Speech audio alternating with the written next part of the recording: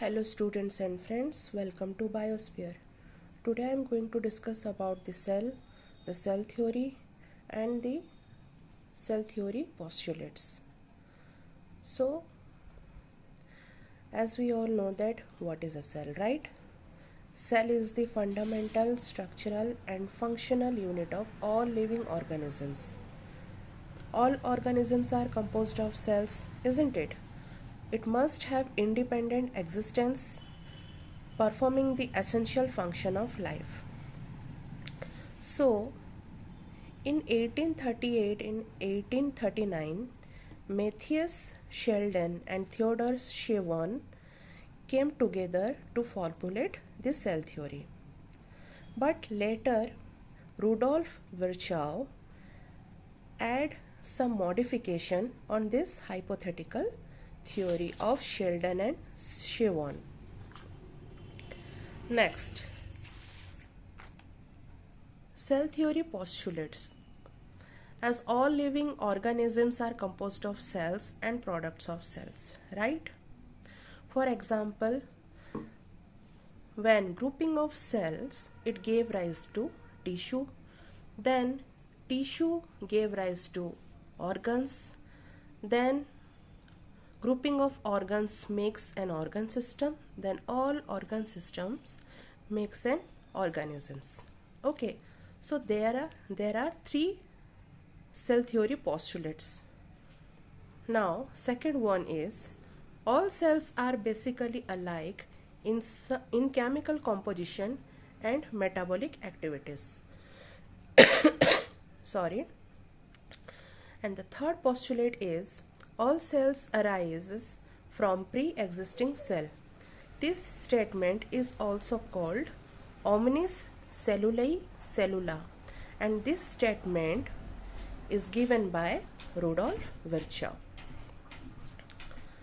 But there are some exceptions in cell theory, and the virus is the exception.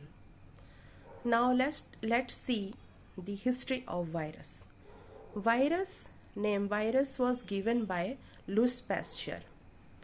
Virus is a Latin word which means venom.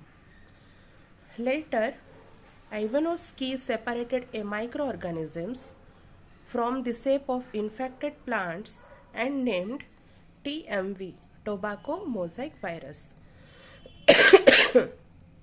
Sorry. He reported that viruses are smaller than bacteria and they can pass through the bacterial proof filters. Next, Beijering demonstrated that the extract of the infected plants of tobacco could cause infection in healthy plants and called the fluid as Contagium vivum fluidum. In later 90s, Stanley crystallized TMB first time and was awarded by Nobel Prize. Now, let's figure out the characteristics features of viruses. These are submicroscopic and non-cellular organisms generally smaller than 200 nanometer. They are obligate intracellular parasite. They have either RNA or DNA. No virus contains both DNA and RNA. Sorry. They are inert outside their specific host cell in crystalline form. They contain nucleic acid, so they are capable of protein synthesis by the help of ribosomes of host cells. Now,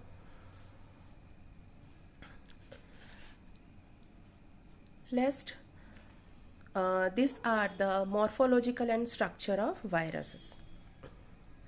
Size of virus differ from many shapes like TMB 300 nanometer into 20 nanometer.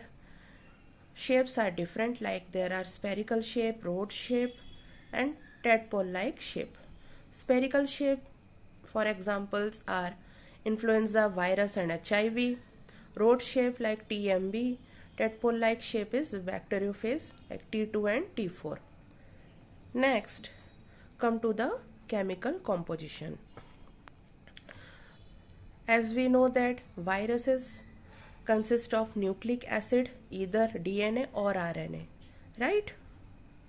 Generally in plant viruses, single-stranded RNA is present, but in cauliflower mosaic virus, double-stranded DNA is present, and in Gemini viruses, it have single-stranded DNA.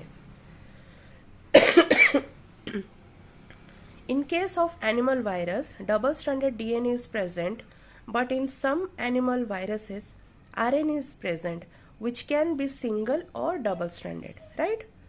Next chemical composition is the protein coat. It is also known as capsid and made up of small subunit called capsomeres. Central core and capsid are collectively known as nucleocapsid. Next, symmetry of viruses. There are two symmetrical categories. One is helical symmetry, second one is icosahedral symmetry.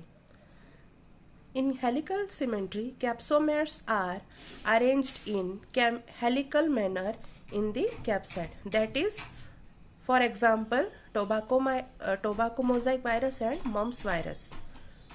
But in case of icosahedral symmetry, it is a type of polyhedral symmetry, and it's we can see in herpes virus, adenovirus, and many bacteriophages.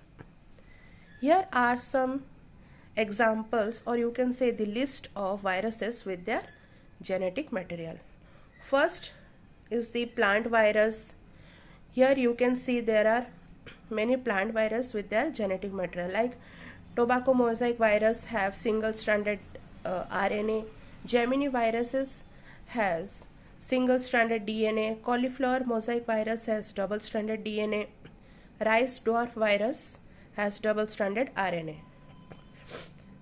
Similarly, in animal viruses, you can see adenovirus consists of double-stranded DNA in non-circular manner.